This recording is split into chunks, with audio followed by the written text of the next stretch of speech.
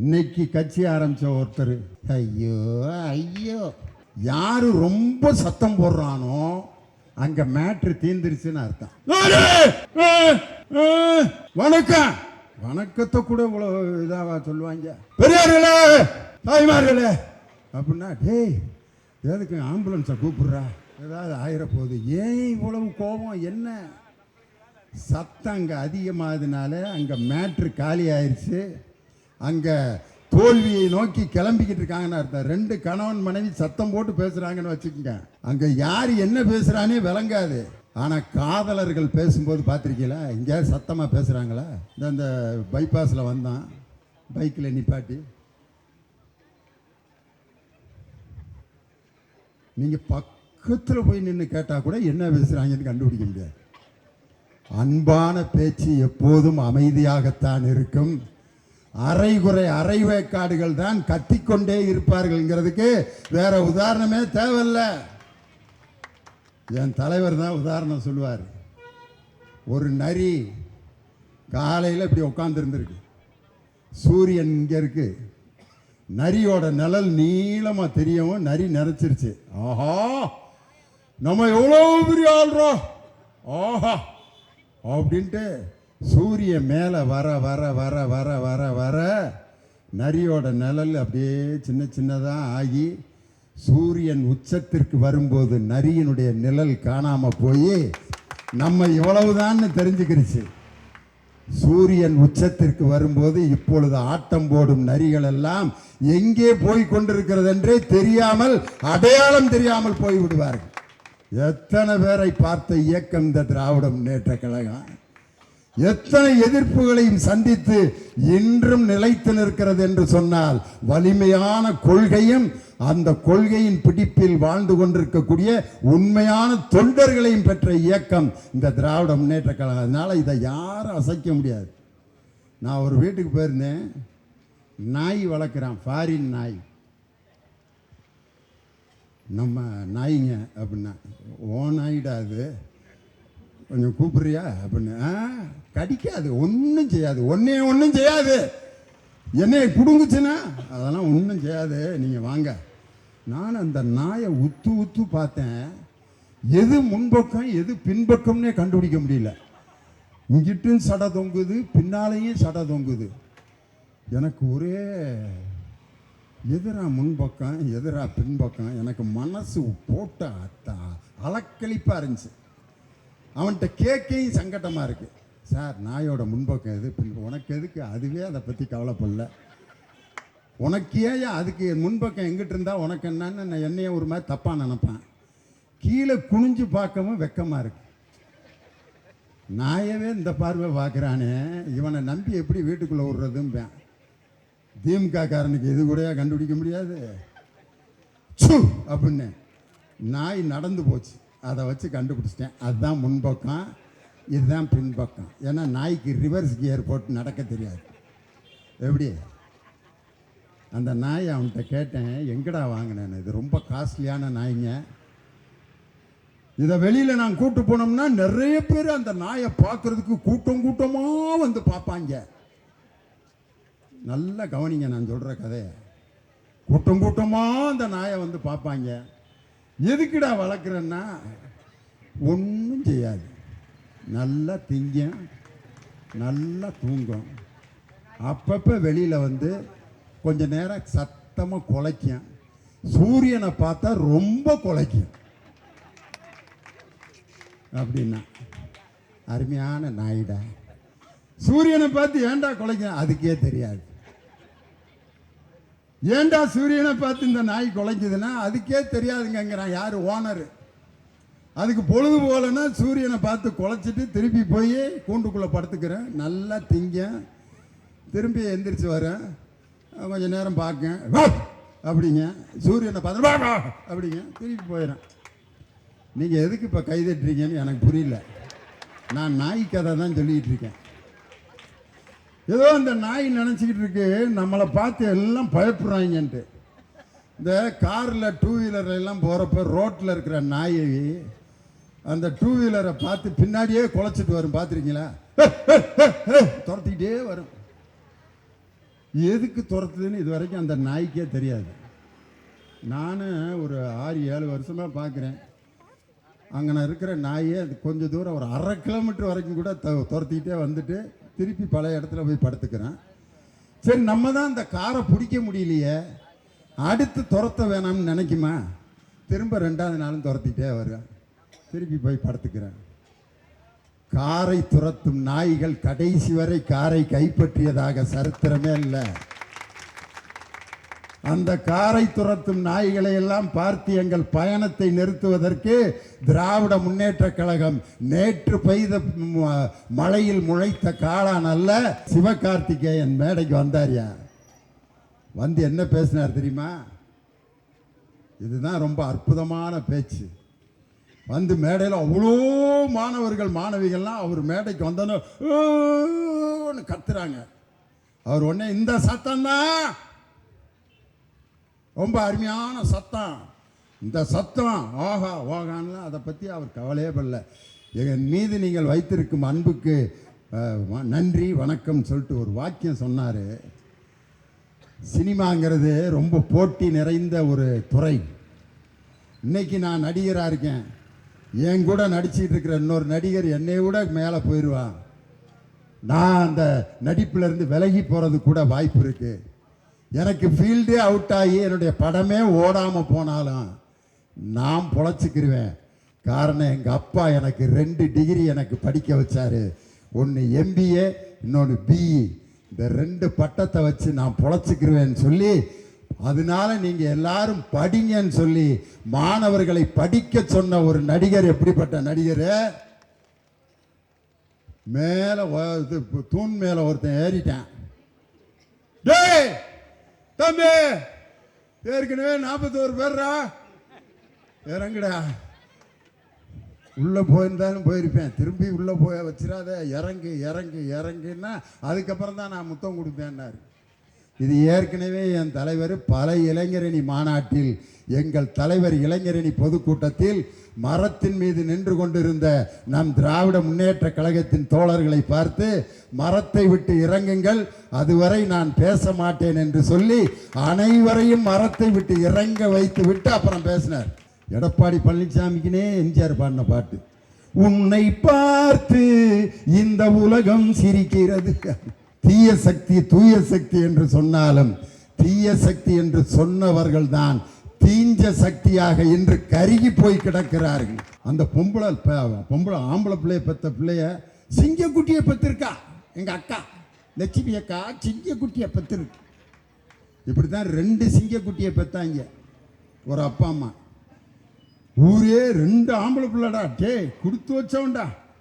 படிக்க வச்சான், எல்லாம் படிக்க வச்சு உசுரை கொடுத்து மூத்த பையலை கல்யாணம் பண்ணி கொடுத்தாரு அவங்க அப்பா. கஷ்டப்பட்டு கடனை வாங்கி பெரிய பையன் வந்தேன், வா நல்லபடியாக கல்யாணம் பண்ணி வச்சுட்டீங்கப்பா, ரொம்ப நன்றிப்பா. நீ அம்மா அவங்க இருங்க, என் வீட்டுக்காரம்மா விட நான் தனியாக குடித்தனம் போய்க்கிறப்பா, உங்களை ஒன்றும் தொந்தரவு பண்ண மாட்டேப்பா. அவங்க அப்பாட்டே ஆம்பளை பையன் கூடயே இருப்பேன்னு சொல்லி தானடா படிக்க வச்சு பொண்ணெல்லாம் கட்டி கொடுத்தேன், கிளம்பி போயிட்டானே. ஒன்றும் இல்லைப்பா, நான் அப்பப்போ வந்து பார்த்துக்கிறேன், முடிஞ்சா ஒரு போயிட்டேன், சின்ன பேரை அதை காப்பாற்றுவேன் அப்படின்னு அவன் மூஞ்சியை பார்த்து அவனுக்கு ஒரு நல்ல பொண்ணை பார்த்து கட்டி கொடுத்துட்டாரு. அவனும் கல்யாணம் முடிஞ்சு ஒரு 6 மாதம் அவங்க அப்பா கூட இருந்தேன். வந்தான் அவன் சின்னமையன், அப்பா அண்ணன் நன்றி கேட்டப்பா, இவ்வளோ கஷ்டப்பட்டு படிக்க வச்சா அவனுக்கு கல்யாணம் பண்ணி கொடுத்தீங்க, உங்களை விட்டுட்டு அவன் தனியாக போய்க்கான். சரி, இவன் ஏதோ வேற ஏற்பாடு பண்ண போகிறான் போல அப்படின்னு பார்த்தா அவன் ஒரு ஏற்பாடு சொன்னான். பா, நீ அம்மாவும் அந்த பக்கத்தில் ஒரு வாடகை வீட்டில் குடியிருங்க, நான் என் சம்சாரமும் நம்ம வீட்டில் இருந்துக்கிறேன்ட்டு துரத்தி விட்டான் ஐயா. நீங்கள் கல்யாண வீட்டில் பல குரூப் வருவேன், ஒவ்வொருத்தனும் ஒரு டைப்பாக இருப்பாங்க. கல்யாண வீட்டுக்கு வர்றவங்க பார்த்துருக்கீங்களா? சில பேர் உள்ள நுழைஞ்சொன்னையே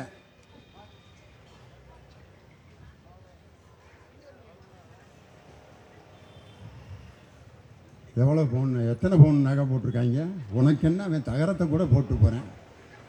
இதையே விசாரிப்பாங்க. பொண்ணுக்கு எவ்வளோ பவுன் போட்டான், மண்டபம் எவ்வளோ வாடகை, பத்திரிக்கை எவ்வளோ கடிச்சாங்க, சோறு எவ்வளோ போட்டுக்கிட்டு இருக்கேன், செலவு கணக்கை பற்றியே பேசிகிட்டு இருப்பேன் ஒரு குரூப்பு.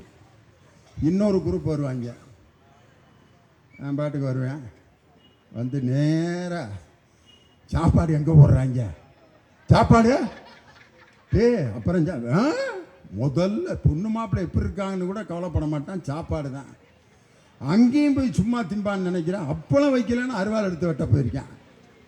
பக்கத்தில் இருக்கவனுக்கு அப்பளம் வச்சான், எனக்கு வைக்கல அப்படின்னு சோத்துக்குன்னே சில பேர் வருவேன். இன்னொரு குரூப் இருக்கேன். சாயந்தரம் 6 மணி ஆனோன்னா, மாப்பிள்ளை வீட்டில் வந்திருக்காடா அப்படின்னா, தூங்கணுன்னு வாடா. 12 மணிக்கு ஆரம்பிப்பாங்க. மிச்சரு ஊறுகாய் மட்டை அதை வாங்கி கொடுக்குறதுக்குன்னே 2 சின்ன பிள்ளைங்க செட் பண்ணிடுவேன். வாங்கி கொடுத்து கொஞ்ச நேரம் வரைக்கும் தமிழில் பேசுவாங்க, அப்புறம் இங்கிலீஷில் பேசுவேன். அப்புறம் செருப்படுத்து சிக்கன் 65ன்னு செருப்பை தின்னுட்டு இருப்பேன். காலையில் 6 மணிக்கு தாலி கட்டிக்கிட்டு இருப்பாங்க. தாலிக்கு வரல, ஒன்றுக்கு வரல. 11 மணிக்கு எந்திரிச்சேன். கல்யாணம் எல்லாம் காலி பண்ணி போயிட்டாங்க, வீட்டுக்கு போங்கடான்ட்டு. இப்படிலாம் இருக்கும். பெண்கள்லாம் பார்த்தீங்கன்னா நகை நட்டு இதை பற்றி இப்போ வட்டுப்போட பக்கம் வாங்கினது எங்கள் மாமே சென்னை சில்க்ஸில் 32,000 ரூபாய்க்கு எடுத்து கொடுத்தா. 1,500 கூட இருக்காது. அடித்து விட வேண்டியது தான், பேசிகிட்டு இருப்பாங்க. ஆனால் யாரை தெரியுமா நம்பக்கூடாது இந்த கல்யாண வீட்டில்? யாரு கூடயும் சேராமல் தனியாக அந்த அப்படியே உட்காந்துருக்கான் பார்த்தியா, இவன் தான் ரொம்ப டேஞ்சரானவன்.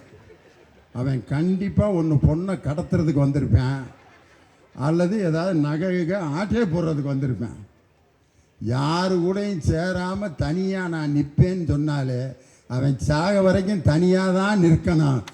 எப்போது எல்லோரையும் அரவணைத்து செல்கின்ற கெப்பாசிட்டி எவனுக்கு இருக்கா அவன் தான் ஏன் தலைவன்.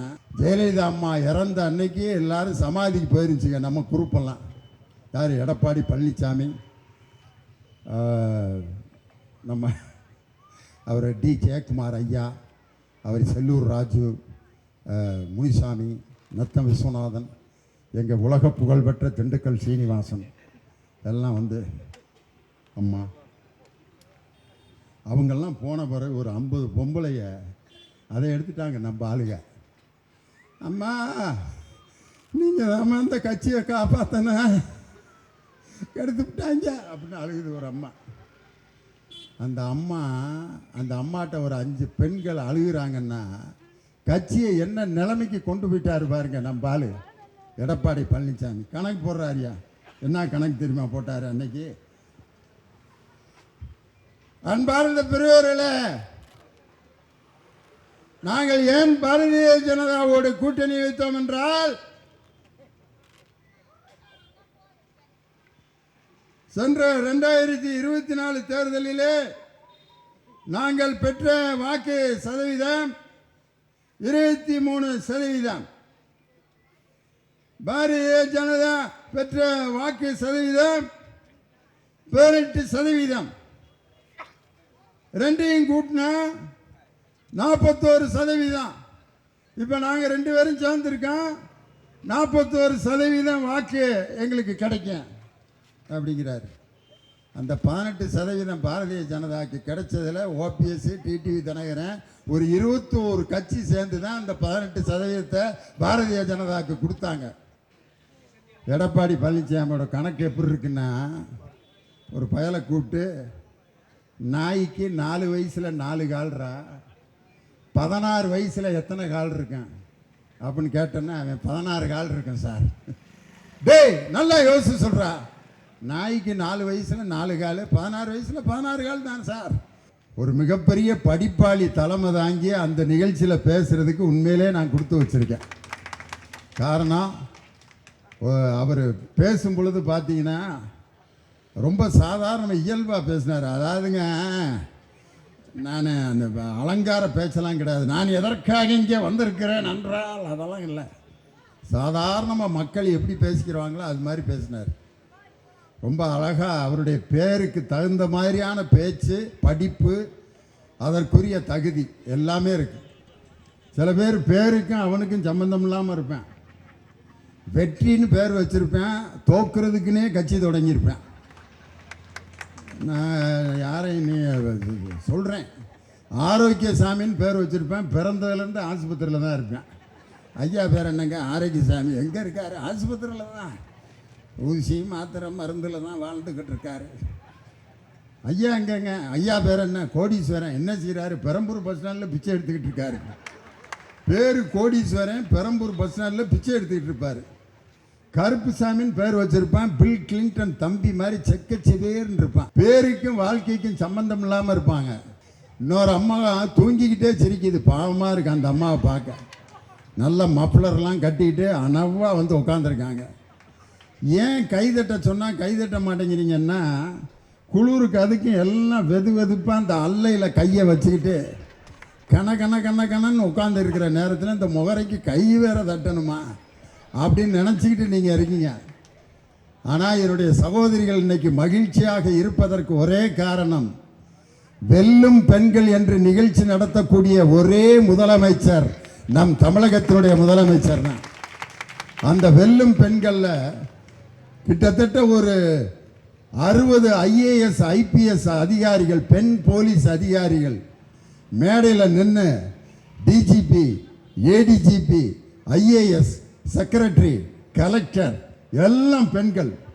அவங்களுக்கு நடுவில் நம் தமிழகத்தின் முதலமைச்சர் நின்னார் பாருங்க. அதை பார்க்கின்ற பொழுது கரண்டியை பெண்களின் கையில் இருந்து பிடுங்கி அவர்கள் கையில் பேனாவையும் துப்பாக்கியையும் கொடு என்று சொன்ன தந்தை பெரியார், வாழும் பெரியாராக நம் தமிழக முதலமைச்சர் அந்த வெல்லும் பெண்களுடைய திட்டத்தில் அவர் நின்றுட்டு இருந்தார். இன்னைக்கு பெண்களுடைய ஆண்களுடைய பெயருக்கு முன்னாடி என்ன போடுவோம்? திரு செந்தமிழ் அரசு, திரு கமலக்கண்ணன், திரு RD சேகர் அப்படின்னு போடுவோம். ஆனால் பெண்களுக்கு கல்யாணம் ஆனது பிற்பாடு, கல்யாணத்துக்கு முன்னாடி செல்வின்னு போடுவாங்க. திருமணம் ஆனதுக்கு பிற்பாடு ஆம்பளைகளுக்கும் அதே திரு தான். கல்யாணம் ஆகிறதுக்கு முன்னாடியும் திரு RD சேகர் தான், கல்யாணம் ஆனதுக்கு பிற்பாடும் திரு RD சேகர். கல்யாணத்துக்கு முன்னாடியும் திரு லியோனி தான், கல்யாணத்துக்கு பிறகு திரு லியோனி தான். ஆனால் பெண்களுக்கு திருமணத்துக்கு பிறகு திருமதி அப்படின்னு ஒரு பேர் வரும். ஏன் தெரியுமா? மதினா என்ன அர்த்தம் தெரியுமா? புத்தின்னு அர்த்தம், அறிவு என்று பொருள். அந்த தமிழிலேயே பெண்ணுக்கு திருமதி என்று பெயர் வைத்ததற்கு காரணம், பெண்கள் அறிவுள்ளவர்கள் என்பதை கருத்தில் கொண்டுதான் தமிழ் பெயர்களில் திருமதி என்று பெண்களுக்கு பெயர் வைத்ததற்கு காரணம் அவங்க அறிவுள்ளவங்க. அந்த அறிவின் காரணமாக அந்த அறிவை விரிவு செய்து அதை அகண்டமாக்கி அவர்களை உயர்ந்த நிலையில் பார்த்த ஆட்சி நம் திராவிட மாடல் ஆட்சி. இன்னைக்கு நம் துணை முதலமைச்சர் உதயநிதி ஸ்டாலினுக்கு பிறந்த நாள். அவருடைய பேர் எடுத்துக்கிறீங்க, உதயம் பிளஸ் நிதி. உதயம் என்றால் நமது திராவிட முன்னேற்ற கழகத்தின் சின்னத்தில் இருக்கக்கூடிய உதயசூரியனில் இருக்கக்கூடிய உதயம். நிதி என்பது முத்தமிழறிஞர் டாக்டர் கலைஞரின் பெயரில் இருக்கக்கூடிய கருணா என்ற பெயரோடு சேர்ந்திருக்கக்கூடிய நிதி. கலைஞரின் பெயரையும் கட்சியின் சின்னத்தையும் பெற்றிருக்கக்கூடிய ஒரு இளம் தலைவர் நம் துணை முதலமைச்சர் உதயநிதி ஸ்டாலின் அவர். இன்னைக்கு பார்த்தீங்கன்னா காலத்தின் நிறம் கருப்பு சிவப்பு அப்படின்னு ஒரு புத்தகத்தை வெளியிட்டார், அறிவு திருவிழா நடத்தி. கருப்பு சிவப்புங்கிறது சாதாரண விஷயம் இல்லை. அது எப்படிப்பட்ட அந்த கொடி எப்படி உருவாகி அந்த கொடியும் சின்னமும் எப்படி இந்த திராவிட முன்னேற்ற கழகத்தை வளர்த்தெடுத்தது. அந்த கொடி கருப்பு சிவப்பு கொடி எப்படி உருவானதுன்னா, திராவிடர் கழகத்துக்கு எப்படி கொடி தேர்ந்தெடுக்கலாம்னு கருப்பு கொடியை மட்டும் வச்சிருந்த நேரத்தில் கையில் ரத்தத்தை கீறி அந்த கருப்பு கொடியில் வட்டமாக சிவப்பு ரத்தத்தை இட்டு தன் ரத்தத்தை வைத்து கொடியை உருவாக்கியவர் முத்தமிழறிஞர் டாக்டர் கலைஞர் என்ற தலைவர். ரத்தத்தில் உருவான கொடியாது. அதனால தான் இன்னைக்கு அதிமுகவில் ஒரு விழா கொண்டாடினாங்க எங்கள் ஊரில். எம்ஜிஆர் பிறந்த நாள் அதிமுக. அந்த அதிமுக பகுதி செயலாளர் மைசெட்டுக்கார்ட்ட போய் காலையில், டேய் எம்ஜிஆர் பாட்டாக போடணும் தெரியுதா சரிண்ணே எம்ஜிஆர் பாட்டு போடுறோம்னே. அவருடைய பிறந்த நாள், கட்சி ஆரம்பித்த நாள், எம்ஜிஆர் பாட்டாக போடணும். காலைல 6 மணிக்கு முதல் பாட்டு என்ன போட்டான் தெரியுமா? உதய சூரியனின் பார்வையிலே உலகம் விழித்து கொண்ட வேளையிலே இமய வந்தார் பகுதி செயலாளர். டேய் என்னடா உதய சூரியன்? எம்ஜிஆர் பாடினதான் ஐயா. எம்ஜிஆர் பாட்டு தானே போட சொன்னேன். அன்பே வாழ முதல் பாட்டு போட்டேன். உதய சூரியன் பாடியிருக்காரா? டேய் உதய சூரியன் கருப்பு சிவப்பு எதுவுமே வரக்கூடாது, அப்படி பாட்டா போடணும். சரிண்ணே வெறா ஒரு சீடியை அப்படின்னு அடியிலேருந்து ஒரு சீடி எடுத்து போட்டேன். என்ன பாட்டு வந்துச்சு தெரியுமா? கருப்பென்றும் சிவப்பென்றும் வேற்றுமையாய் கருதாமல் வந்தார் பகுதி செயலாளர். தொலைச்சி புடியும், சம்பளம் கிடையாது, பிளான் பண்ணி வந்திருக்காடா நீ, நான் எடுக்கிறேன்டா ஒரு சீடியன்ட்டு இடையிலேருந்து ஒரு சீடியை உருவி போட்டார். என்ன பாட்டு வந்துச்சு தெரியுமா? நீ கடவுளை பார்த்தது கிடையாது, அவன் கருப்பா சிவப்பா தெரியாது, இறைவன் ஒருவன் இருக்கின்றான், இந்த ஏழையின் உழைப்பில் சிரிக்கின்றான். எடப்பாடி பழனிசாமிக்குனே எம்ஜிஆர் பாடின பாட்டு. உன்னை பார்த்து இந்த உலகம் சிரிக்கிறது. பகிச்சலா வந்தார். திமுறா, டேய் நான் வீட்டிலேருந்து ஒரு சீடி எடுத்துகிட்டு வரேன்டா அப்படின்ட்டு வீட்டிலேருந்து ஒரு சீடி எடுத்து கொண்டு வந்து போட்டேன்.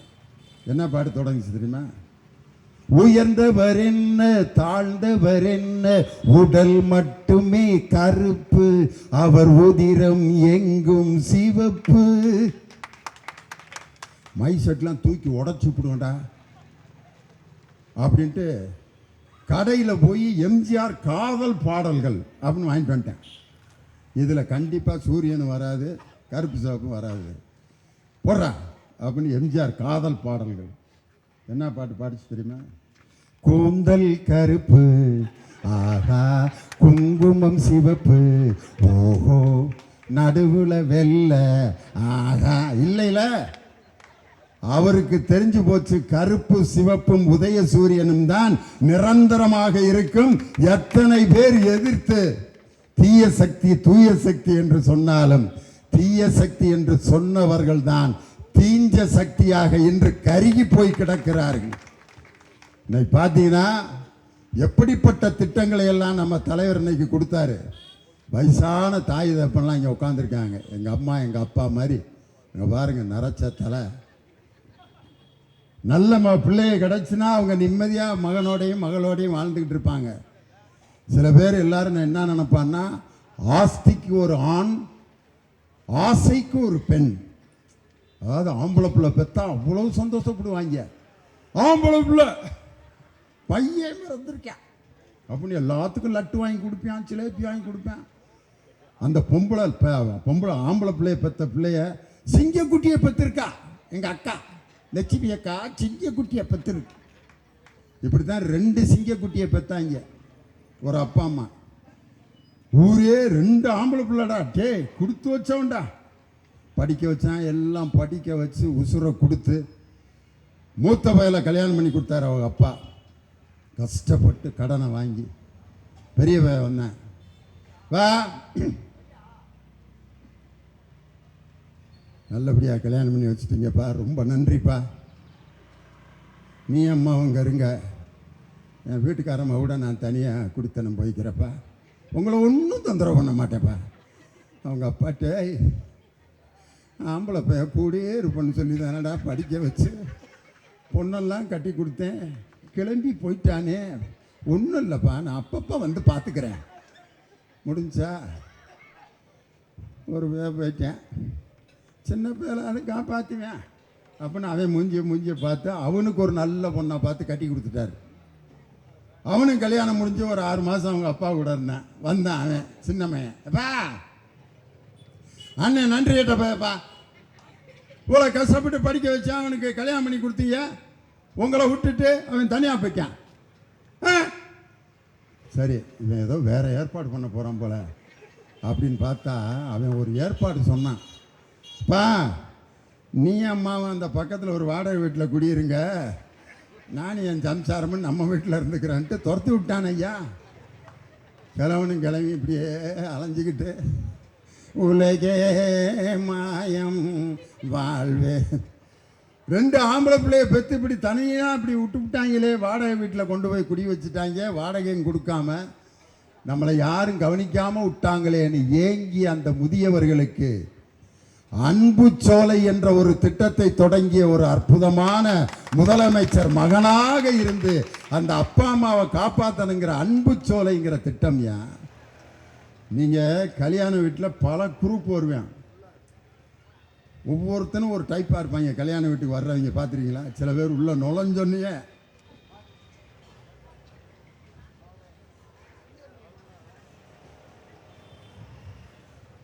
எவ்வளோ பவுன், எத்தனை பவுன் நகை போட்டிருக்காங்க, உனக்கு என்ன, அவன் தகரத்தை கூட போட்டு போகிறேன், இதையே விசாரிப்பாங்க. பொண்ணுக்கு எவ்வளோ பவுன் போட்டான், மண்டபம் எவ்வளோ வாடகை, பத்திரிக்கை எவ்வளோ கடிச்சாங்க, சோறு எவ்வளோ போட்டுக்கிட்டு இருக்கேன், செலவு கணக்கை பற்றியே பேசிகிட்டு இருப்பேன் ஒரு குரூப்பு. இன்னொரு குரூப் வருவாங்க, நான் பாட்டுக்கு வருவேன், வந்து நேராக சாப்பாடு எங்கே போடுறாங்க, சாப்பாடு அப்புறம் முதல்ல பொண்ணு மாப்பிள்ளை எப்படி இருக்காங்கன்னு கூட கவலைப்பட மாட்டான், சாப்பாடு தான். அங்கேயும் போய் சும்மா திம்பான்னு நினைக்கிறேன். அப்பளம் வைக்கலன்னு அருவாள் எடுத்து வெட்ட போயிருக்கேன். பக்கத்தில் இருக்கவனுக்கு அப்பளம் வச்சான், எனக்கு வைக்கல அப்படின்னு சோத்துக்குன்னே சில பேர் வருவேன். இன்னொரு குரூப் இருக்கேன், சாயந்தரம் 6 மணி ஆனோன்னா, மாப்பிள்ளை வீட்டில் வந்திருக்காடா அப்படின்னா, தூங்கணுன்னு வாட. 12 மணிக்கு ஆரம்பிப்பாங்க. மிச்சரு ஊறுகாய் மட்டை அதை வாங்கி கொடுக்குறதுக்குன்னே 2 சின்ன பிள்ளைகளை செட் பண்ணிடுவேன். வாங்கி கொடுத்து கொஞ்ச நேரம் வரைக்கும் தமிழில் பேசுவாங்க, அப்புறம் இங்கிலீஷில் பேசுவேன். அப்புறம் செருப்படுத்து சிக்கன் 65ன்னு செருப்பை தின்னுட்டு இருப்பேன். காலையில் 6 மணிக்கு தாலி கட்டிக்கிட்டு இருப்பாங்க. தாலிக்கு வரல, ஒன்றுக்கு வரல. 11 மணிக்கு எந்திரிச்சேன், கல்யாணம் எல்லாம் காலி பண்ணி போயிட்டாங்க, வீட்டுக்கு போங்கடான்ட்டு. இப்படிலாம் இருக்கும். பெண்கள்லாம் பார்த்தீங்கன்னா நகை நட்டு இதை பற்றி இப்போ வட்டுப்போட பக்கம் வாங்கினது எங்கள் மாமே சென்னை சில்க்ஸில் 32,000 ரூபாய்க்கு எடுத்து கொடுத்தா, 1,500 கூட இருக்காது, அடித்து விட வேண்டியது தான், பேசிகிட்டு இருப்பாங்க. ஆனால் யாரை தெரியுமா நம்பக்கூடாது இந்த கல்யாண வீட்டில்? யாரு கூடயும் சேராமல் தனியாக அந்த அப்படியே உட்காந்துருக்கான் பார்த்தியா, இவன் தான் ரொம்ப டேஞ்சரானவன். அவன் கண்டிப்பாக ஒன்று பொண்ணை கடத்துறதுக்கு வந்திருப்பேன், அல்லது ஏதாவது நகைக ஆட்டே போடுறதுக்கு வந்திருப்பேன். யாரு கூடயும் சேராமல் தனியாக நான் நிற்பேன்னு சொன்னாலே அவன் சாக வரைக்கும் தனியாக தான் நிற்கணும். எப்போது எல்லோரையும் அரவணைத்து செல்கின்ற கெப்பாசிட்டி எவனுக்கு இருக்கா அவன் தான் ஏன் தலைவன். இன்னைக்கு பார்த்தீங்கன்னா வெல்லும் பெண்கள் அப்படிங்கிற ஒரு திட்டத்தில் ஒரு அம்மா ISRO, அதாவது நம்ம இந்திய ராக்கெட் விண்வெளி தளத்தில் சயின்டிஸ்டாக இருக்காங்க. அந்த அம்மா இஸ்லாமிய பெண், அவங்க சீகர் சாஜி அந்த அம்மா பேர். கவர்மெண்ட் ஸ்கூல்லையே 1ஆவதுலேருந்து 12th வரைக்கும் படித்து இன்னைக்கு அந்த அம்மா இந்திய விண்வெளி ஆராய்ச்சியில் விஞ்ஞானியாக இன்னைக்கு பணிபுரிஞ்சிட்டு இருக்காங்க. அந்த வெல்லும் பெண்கள் திட்டத்தில் முதலமைச்சர் இன்னைக்கு நான் இந்த நிலையில் இருப்பதற்கு காரணம் முத்தமிழறிஞர் டாக்டர் கலைஞர் போட்ட அந்த இடஒதுக்கீட்டில் தான் நான் இன்னைக்கு விஞ்ஞானியாக இருக்கேன்ட்டு. அந்த அம்மா எதுக்கு விஞ்ஞானியாக இருக்காங்க தெரியுமா? செவ்வாய் கிரகத்துக்கு ராக்கெட் அனுப்புறதுக்கு தலைமை விஞ்ஞானியாக அந்த அம்மா இருக்காங்க, செவ்வாய் கிரகத்துக்கு. ஆனால் இன்னைக்கு நம்ம செவ்வாய் தோஷம், அந்த பிள்ளைக்கு ஏன்டா இன்னும் கல்யாணம் நடக்கலை, செவ்வாய் தோஷம். செவ்வாய் தோஷம் உள்ள மாப்பிள்ளையாக தான் பார்க்கணும். செவ்வாய் கிரகம் எங்கே இருக்குது, அதனுடைய தோஷம் இங்கே இருக்கிற கஸ்தூரிக்கும் இங்கே இருக்கக்கூடிய சரஸ்வதிக்கும் மாட்டிக்கிச்சுன்ட்டு அதை உட்காந்து ஜாதகம் உட்காந்து பார்த்துக்கிட்டு ஒரு பெண்ணினுடைய வாழ்க்கையை கெடுத்து கொண்டிருக்கக்கூடிய நேரத்தில் ஒரு பெண் செவ்வாய் கிரகத்துக்கு ராக்கெட் விடுறதுக்கு படிச்சிருக்கான்னா இதுதான் தந்தை பெரியார் கண்ட கனவை நனவாக்கிய முதலமைச்சர் நம் தமிழகத்தினுடைய முதலமைச்சர். அது மட்டுமா, இன்னைக்கு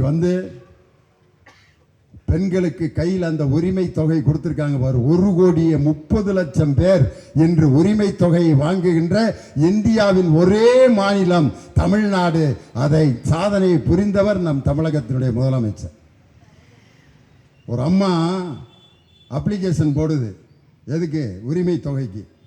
அப்ளிகேஷன் போடுறப்ப அந்த அம்மாவோட மகன் அவன் சொல்கிறான், ஏமா எதுக்குமா அந்த 1000 ரூபாய்க்கு போய் அப்ளிகேஷன் கொடுக்குற?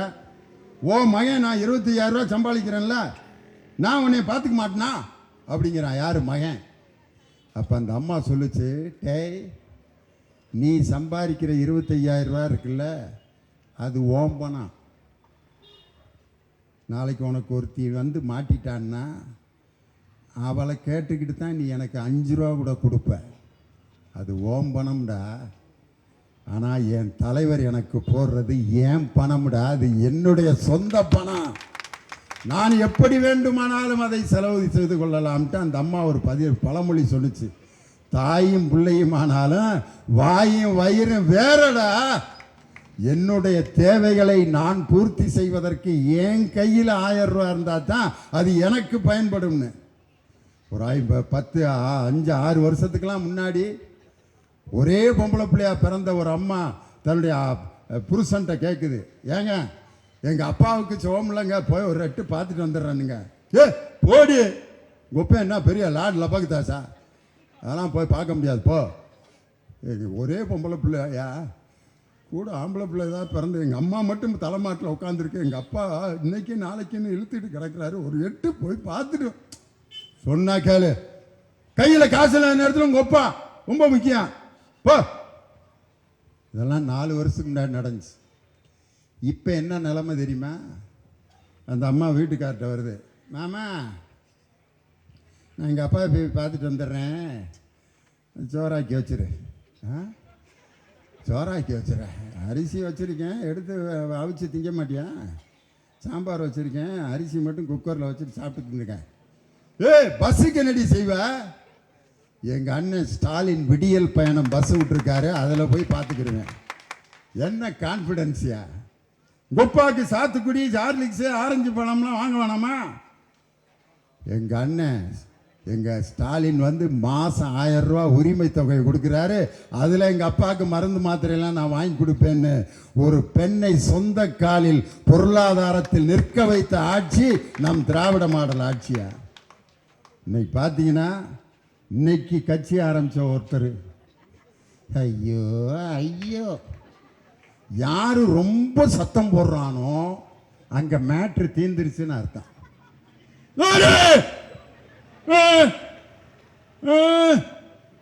வணக்கம், வணக்கத்தை கூட இவ்வளோ இதாவா சொல்லுவாங்க?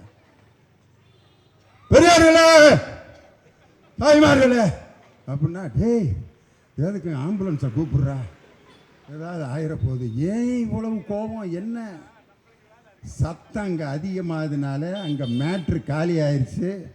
அங்கே தோல்வியை நோக்கி கிளம்பிக்கிட்டு இருக்காங்கன்னு அர்த்தம். 2 கணவன் மனைவி சத்தம் போட்டு பேசுகிறாங்கன்னு வச்சுக்கோங்க, அங்கே யார் என்ன பேசுகிறானே விளங்காது.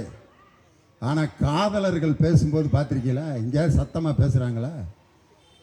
இந்த பைபாஸில் வந்தான், பைக்கில் நிப்பாட்டி நீங்கள் பக்கத்தில் போய் நின்று கேட்டால் கூட என்ன பேசுகிறாங்கன்னு கண்டுபிடிக்க முடியாது. அன்பான பேச்சு எப்போதும் அமைதியாகத்தான் இருக்கும்.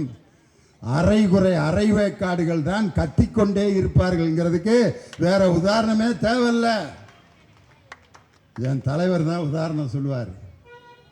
ஒரு நரி காலையில் இப்படி உட்காந்துருந்துருக்கு, சூரியன் இங்கே இருக்கு, நரியோட நிழல் நீளமாக தெரியவும் நரி நினைச்சிருச்சு, ஆஹா நம்ம எவ்வளோ பெரிய ஆள்றோம் ஆஹா அப்படின்ட்டு சூரியன் மேலே வர வர வர வர வர வர நரியோட நிழல் அப்படியே சின்ன சின்னதாக ஆகி சூரியன் உச்சத்திற்கு வரும்போது நரியினுடைய நிழல் காணாமல் போய் நம்ம இவ்வளவுதான்னு தெரிஞ்சுக்கிருச்சு. சூரியன் உச்சத்திற்கு வரும்போது இப்பொழுது ஆட்டம் போடும் நரிகள் எல்லாம் எங்கே போய் கொண்டிருக்கிறது என்றே தெரியாமல், அடையாளம் தெரியாமல் போய்விடுவார்கள். எத்தனை பேரை பார்த்த இயக்கம் இந்த திராவிட முன்னேற்ற கழகம். எத்தனை எதிர்ப்புகளையும் சந்தித்து இன்றும் நிலைத்து நிற்கிறது என்று சொன்னால் வலிமையான கொள்கையும் அந்த கொள்கையின் பிடிப்பில் வாழ்ந்து கொண்டிருக்கக்கூடிய உண்மையான தொண்டர்களையும் பெற்ற இயக்கம் இந்த திராவிட முன்னேற்ற கழகம். அதனால இதை யாரும் அசைக்க முடியாது. நான் ஒரு வீட்டுக்கு போயிருந்தேன். நாய் வளர்க்குறான், ஃபாரின் நாய். நம்ம நாய்ங்க அப்படின்னா, ஓ நாயிடா அது, கொஞ்சம் கூப்பிட்றியா அப்படின்னு. கடிக்காது, ஒன்றும் செய்யாது, ஒன்றும் செய்யாது. என்னை பிடுங்குச்சுன்னா அதெல்லாம் ஒன்றும் செய்யாது, நீங்கள் வாங்க. நான் அந்த நாயை உத்து உத்து பார்த்தேன். எது முன்பக்கம் எது பின்பக்கம்னே கண்டுபிடிக்க முடியல. இங்கிட்டும் சடை தொங்குது, பின்னாலேயும் சடை தொங்குது. எனக்கு ஒரே எதிரா முன்பக்கம் எதிரா பின்பக்கம். எனக்கு மனசு போட்ட அலக்களிப்பாக இருந்துச்சு. அவன்கிட்ட கேட்கையும் சங்கட்டமாக இருக்குது. சார், நாயோட முன்பக்கம் எது உனக்கு எதுக்கு, அதுவே அதை பற்றி கவலைப்படல. உனக்கு ஏன் அதுக்கு முன்பக்கம் எங்கிட்ட இருந்தால் உனக்கு என்னன்னு நான் என்னைய ஒரு மாதிரி தப்பாக நினைப்பேன். கீழே குனிஞ்சு பார்க்கவும் வெக்கமாக இருக்கு. நாயவே இந்த பார்வை பார்க்குறானே, இவனை நம்பி எப்படி வீட்டுக்குள்ளே விடுறதும்பேன். திமுக காரனுக்கு இது கூட கண்டுபிடிக்க முடியாது அப்படின்னு. நாய் நடந்து போச்சு, அதை வச்சு கண்டுபிடிச்சிட்டேன். அதுதான் முன்பக்கம், இதுதான் பின்பக்கம். ஏன்னா நாய்க்கு ரிவர்ஸ் கியர் போட்டு நடக்க தெரியாது. எப்படி அந்த நாய் அவன்கிட்ட கேட்டேன், எங்கடா வாங்கினேன், இது ரொம்ப காஸ்ட்லியான நாய்ங்க, இதை வெளியில் நான் கூட்டு போனோம்னா நிறைய பேர் அந்த நாயை பார்க்கறதுக்கு கூட்டம் கூட்டமாக வந்து பார்ப்பாங்க. நல்லா கவனிங்க, நான் சொல்கிற கதையை. கூட்டம் கூட்டமாக அந்த நாயை வந்து பார்ப்பாங்க. எதுக்குடா வளர்க்குறேன்னா, ஒன்றும் செய்யாது, நல்லா திங்கும், நல்லா தூங்கும். அப்பப்போ வெளியில் வந்து கொஞ்ச நேரம் சத்தமாக குலைக்கும். சூரியனை பார்த்தா ரொம்ப குலைக்கும். அப்படின்னா அருமையான நாயிடா. சூரியனை பார்த்து ஏண்டா குலைக்கும், அதுக்கே தெரியாது. ஏண்டா சூரியனை பார்த்து இந்த நாய் குலைக்குதுன்னா அதுக்கே தெரியாதுங்கிறான். யார்? ஓனரு. அதுக்கு பொழுது போகலன்னா சூரியனை பார்த்து குலைச்சிட்டு திருப்பி போய் கூண்டுக்குள்ளே படுத்துக்கிறேன், நல்லா திங்க, திரும்பி எந்திரிச்சு வரேன், கொஞ்சம் நேரம் பார்க்க அப்படிங்க, சூரியனை பார்த்து அப்படிங்க, திருப்பி போயிடறேன். நீங்கள் எதுக்கு இப்போ கைதட்டுறீங்கன்னு எனக்கு புரியல. நான் நாய் கதை தான் சொல்லிக்கிட்டு இருக்கேன். ஏதோ அந்த நாய் நினச்சிக்கிட்டு இருக்கு நம்மளை பார்த்து எல்லாம் பயப்படுறாங்கன்ட்டு. இந்த காரில் டூ வீலர்லாம் போகிறப்ப ரோட்டில் இருக்கிற நாயை அந்த டூ வீலரை பார்த்து பின்னாடியே குலைச்சிட்டு வரும், பார்த்துருக்கீங்களா? துரத்திக்கிட்டே வரும். எதுக்கு துரத்துதுன்னு இது வரைக்கும் அந்த நாய்க்கே தெரியாது. நான் ஒரு 6-7 வருஷமாக பார்க்குறேன்.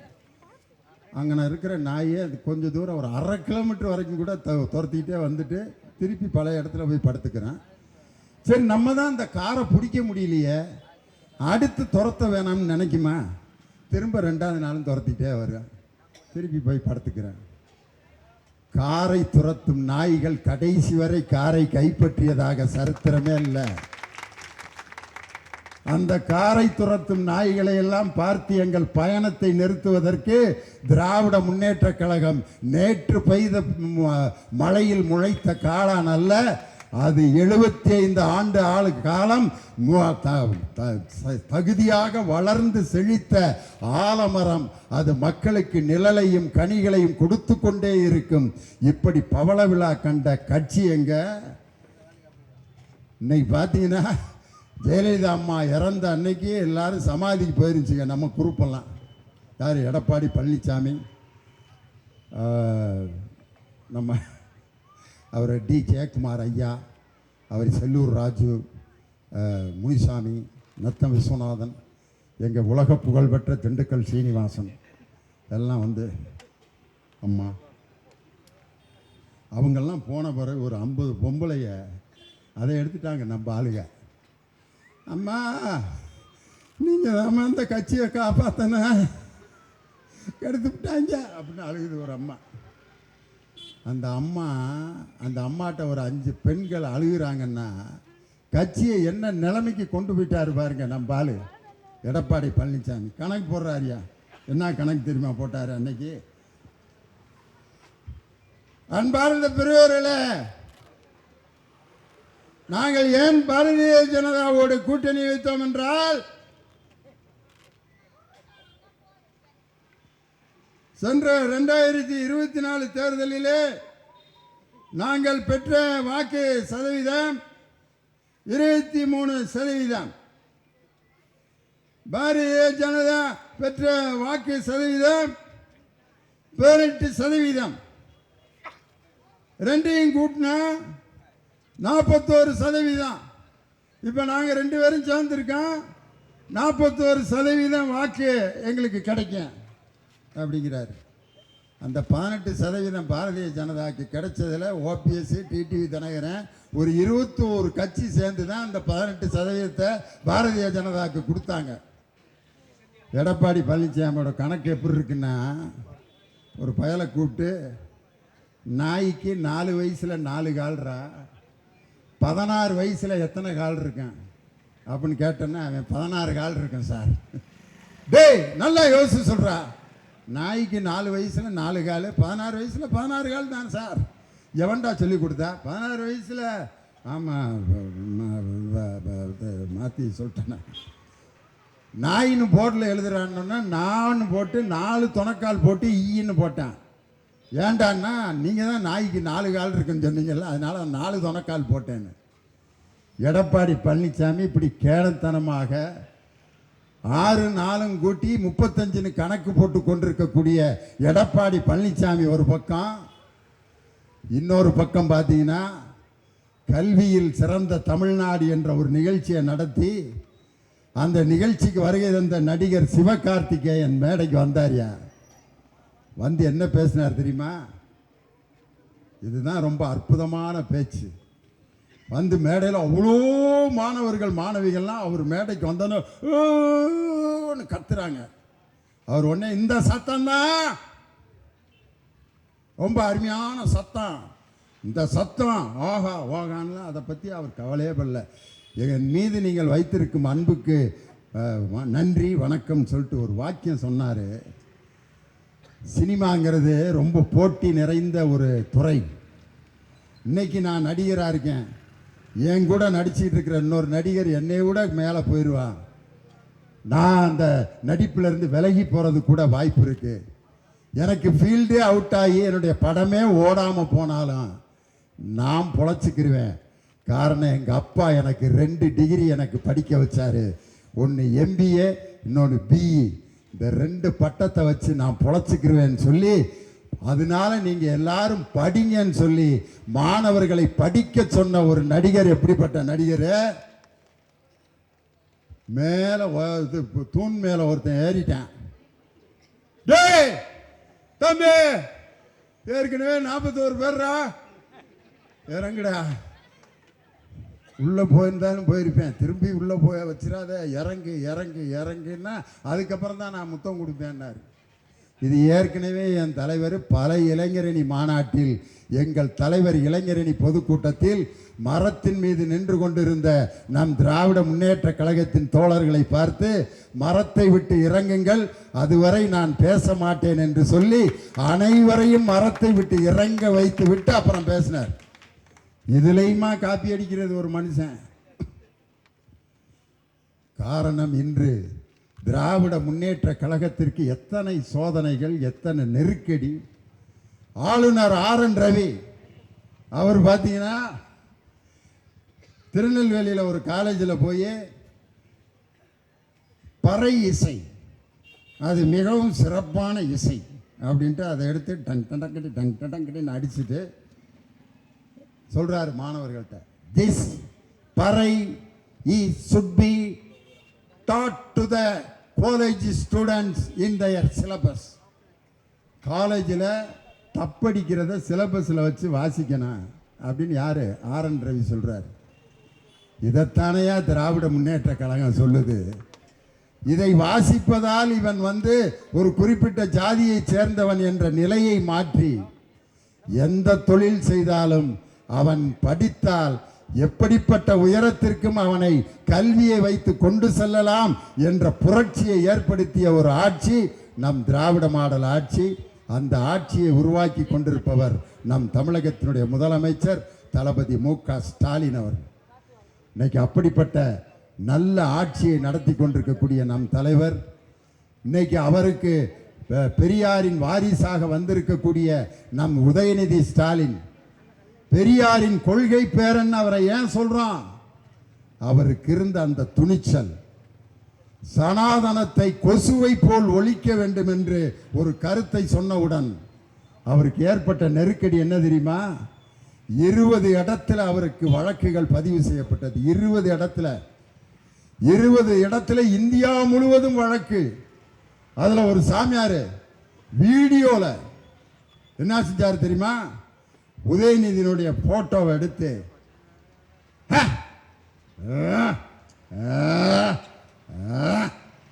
அப்படின்னு போட்டுட்டு அறிக்கை விடுறார். இவருடைய தலையை கொண்டு வந்தால் 10 லட்சம் நான் தர்றேன். யாரு? சாமியார். கோயில் வாசல் உட்காந்து பிச்சை எடுக்கிற சாமியார்கிட்ட 10 லட்சம் இருக்குன்னா அவர் உண்மையிலே சாமியார் ஐயா. அவரு கோயில் வாசல் உட்காந்து தர்மம் பிச்சாந்திகன்னு கேட்டுக்கிட்டு இருக்கவரு 10 லட்சம் உதயநிதி தலைக்கு தர்றேன்னாரு. அப்போ உதயநிதி சொன்ன பதில் என்ன தெரியுமா? ஜாதியை நிலைநாட்டுகின்ற, மத வெறியை தூண்டுகின்ற, பெண்களை அடிமைப்படுத்துகின்ற இந்த சனாதனத்தை ஒழிப்பதை நான் மீண்டும் அந்த வார்த்தையை வாபஸ் வாங்க மாட்டேன். நான் சொன்னதுதான். எத்தனை வழக்குகள் போட்டாலும் அதை நான் சந்திக்க தயார் என்று கொள்கையின் பேரனாக துணிச்சலாக நின்ற நம் தலைவர் தான். அவர்தான் இன்றைய பிறந்த நாள் கதாநாயகன் உதயநிதி ஸ்டாலின். ஆனா கரூர்ல 41 பேர் இறந்த உடனே பொதுச் செயலாளர் எங்க போனார்னே தெரியல. தலைமறைவு. துணை பொதுச் செயலாளர் தலைமறைவு. மாவட்ட செயலாளர் தலைமறைவு. ஒரு பிரச்சனை வந்தோன்னு ஓடி ஒளிபவர்கள் இந்த நாட்டை காப்பாற்ற மாட்டார்கள். தனக்கு 20 இடத்தில் வழக்கு பதிவு செய்தாலும் நான் நியாயத்தை தான் பேசினேன் என்று துணிந்து நின்ற உதயநிதியினுடைய அந்த கொள்கை, பெரியாருடைய கொள்கை வாரிசுதான் என் தம்பியை இன்று அடுத்து திராவிடத்தை காப்பாற்ற போகின்ற 4ஆம் தலைமுறையாக உருவாகி கொண்டிருக்கக்கூடிய இந்த திராவிட முன்னேற்ற கழகத்தை எந்த சக்தியாலும் அசைத்து பார்க்க முடியாது. வருகின்ற 2026 நம் தமிழகத்தின் முதலமைச்சர் மீண்டும் 2வது முறையாக அதிக வாக்கு வித்தியாசத்தில் வெற்றி பெறுவது மட்டுமல்ல, 210 தொகுதிகளில் வெற்றி பெற்று படைப்போம் வரலாறு, படைப்போம் வெற்றி பெறுவோம் 200 என்று சொல்லி தளபதியை மீண்டும் முதலமைச்சராக்க நாம் அனைவரும் உழைப்போம் என்று சொல்லி உதய சூரியன் என்றும் ஓய்ந்ததாக வரலாறு இல்லை என்று சொல்லி உங்களிடமிருந்து விடைபெறுகிறேன். நன்றி, வணக்கம். டாக்டர் கலைஞர், திராவிட முன்னேற்ற கழகம், தமிழக முதல்வர் தளபதி ஸ்டாலின், இளம் தலைவர் உதயநிதி ஸ்டாலின்.